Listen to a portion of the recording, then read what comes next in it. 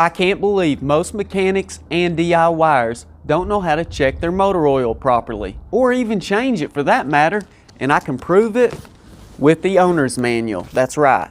Are you aware that even the manufacturer has made mistakes by using the wrong dipstick for the wrong vehicles when manufacturing? That's right. The plastic or rubber stop on the dipstick, which allows it to do just that, stop when you place it back into the engine to get your reading for the oil, has actually moved up or down. Now this is going to throw the entire reading off. You can see for yourself, it's pretty self-explanatory, but that's not the only issue at hand. Contamination. When it comes to oil analysis companies, many of the top names out there suggest that contamination is the actual #1 problem. Why? Because look, people use dirty towels, and even the manufacturer says to clean around wherever your dipstick tube is before you take a reading, or whenever you add oil to the system. Don't take my word for it. You can see all this dirt and gunk. Look at that. Now, do you really want that going inside the engine? I'm sure that's a hard no. I'll show you guys the proof from the manufacturer in just a moment. A dirty towel, which is typically what you'll see at any mechanic's shop.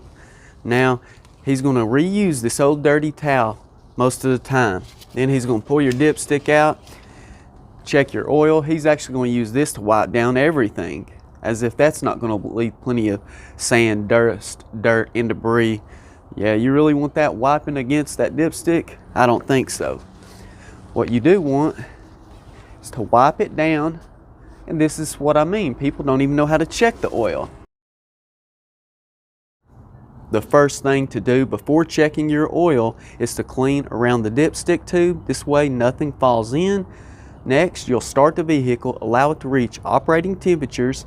You'll turn the vehicle back off, allow it to sit for 5 minutes. This way the oil can go back into the oil pan to get a proper reading.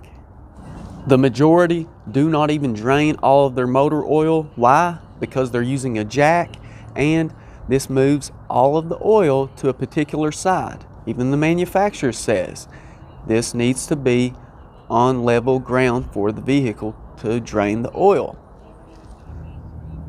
In case you missed it, you probably fall under severe driving conditions. So the 10,000 or more mile oil changes, 7,000 even, for example, this one is 7,500, is half of that when you fall under the severe conditions, as stated here. Repeated short distance driving, driving in dusty conditions or sandy areas, extensive use of brakes, driving in areas where salt or other corrosive materials are being used, driving on rough or muddy roads, driving in mountainous areas, extended periods of idling or slow speed operation, driving for a period in cold temperatures and or extremely humid climates, more than 50% of your driving in heavy city traffic during hot weather above 90 degrees Fahrenheit.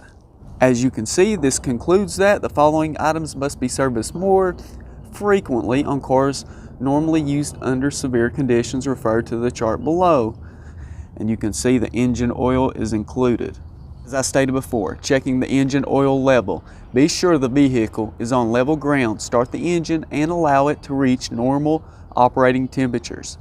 Turn the engine off and wait for a few minutes, about 5 minutes, for the oil to return to the oil pan. Pull the dipstick out, wipe it clean, and reinsert it fully.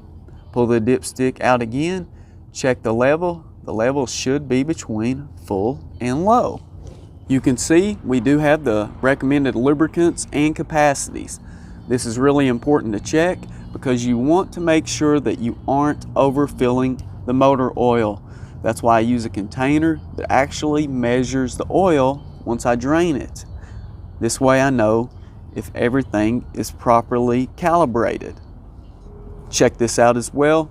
It states what engine oils that you need to use, and it even says when choosing an oil, consider the range of temperature your vehicle will be operated in before the next oil change.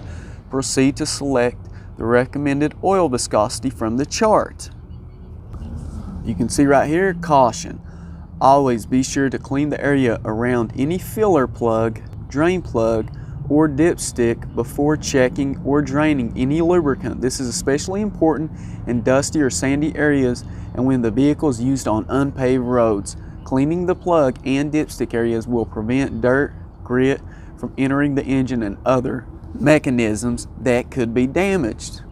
As always, guys, please let us know of any tips or ideas that you see people generally make a mistake at, or that could even help them to make their oil change faster but properly done. Thanks for watching Nate's Interactive Auto.